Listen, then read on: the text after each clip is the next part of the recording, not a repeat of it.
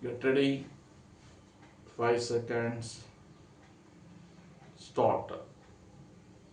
Participating in the seminar of heads of educational institutions meant for training candidates to succeed in various competitive examinations, the chairman said.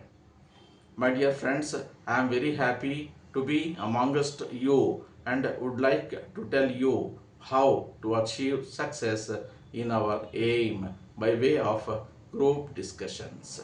Such group discussions depend not merely on knowledge one enjoys in the subject chosen for the discussion or one's gift of the God, but also on the ability of the candidate to inspire and motivate the group and carry the group mates with him.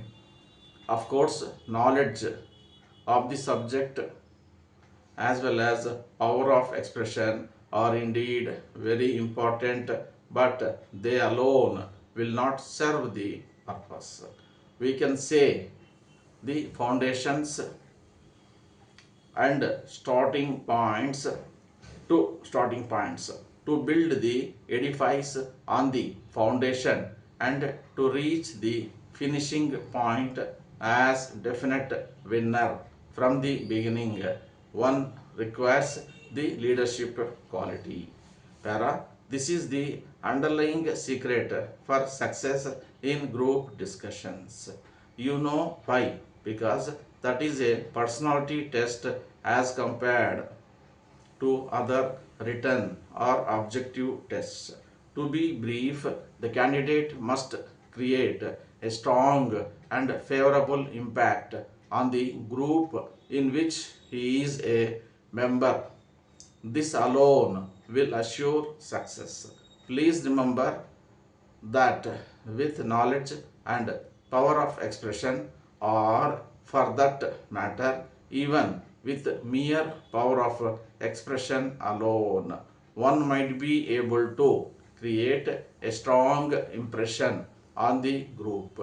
If you speak with great fluency, authority, and emphasis, using flowery language for some length of time, you should certainly attract attention and make some impact on your audience.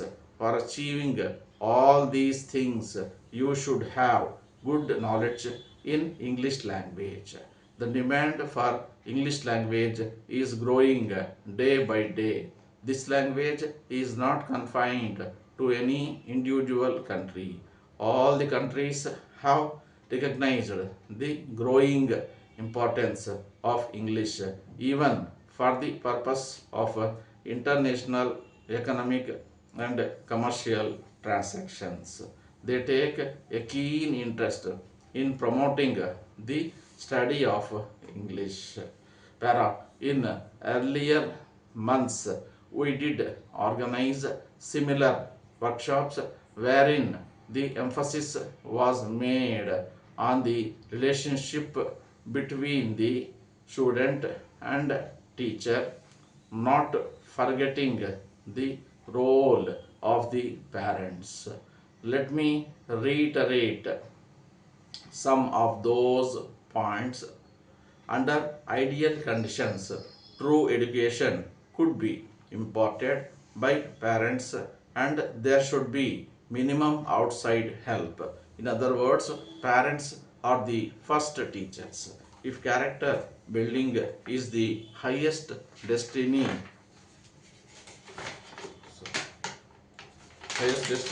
of any education worth the name, then the foundation should be laid at home. The parents, the teachers, and the students must realize their responsibility. As education begins at home, the parents have the paramount duty of shaping the formative years of a son or daughter. By the same logic, the parents have a say in the making of any educational policy. They must not think that their duty is over after sending their words to a school or college. After all, it is they who pay for their ward's education. Then, should the parents not get back their money's worth? Educational experts may be efficient and proficient in dictating policies, but ultimately the parents suffer or benefit by such policies. Hence, it will go a long way in arranging some programs wherein the voice of parents could be heard. They are like liaison officers between the teachers and the taught. They too should realize that they have a stake in their enterprise and see that their children receive the best out of education imparted in different professional teaching and coaching institutes. For this purpose, I suggest that we should also organize the Parents Association to hear their say and discuss educational policies and determine what is good for their wards. Letter to the estate manager, multi-purpose building complex, Stadium Main Road, Bombay. Dear sir, we are in receipt of your communication informing me that our proposal was accepted as desired. We will be finalizing our plan to take over the entire ground floor consisting of 20 rooms. Those rooms will be used as showrooms for various types of products manufactured by our company. As you know, our company produces various kinds of furniture, sports items, sewing machines, etc. And we require a suitable place to organize our showrooms, preferably at one place.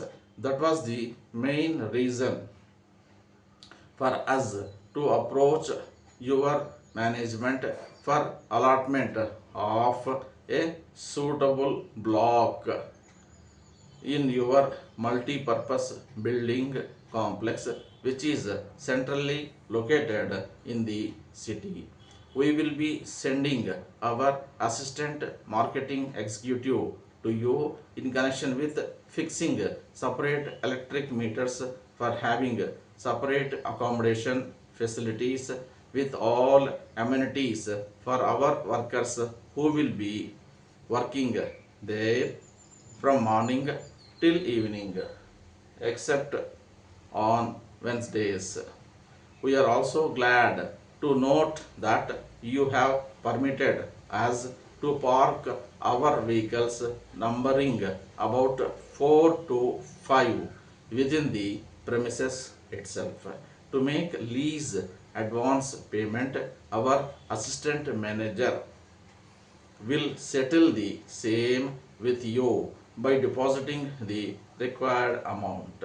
As per proposed agreement, we are willing to abide by all terms and conditions pertaining to the lease of the entire ground floor. Yours sincerely, Stop.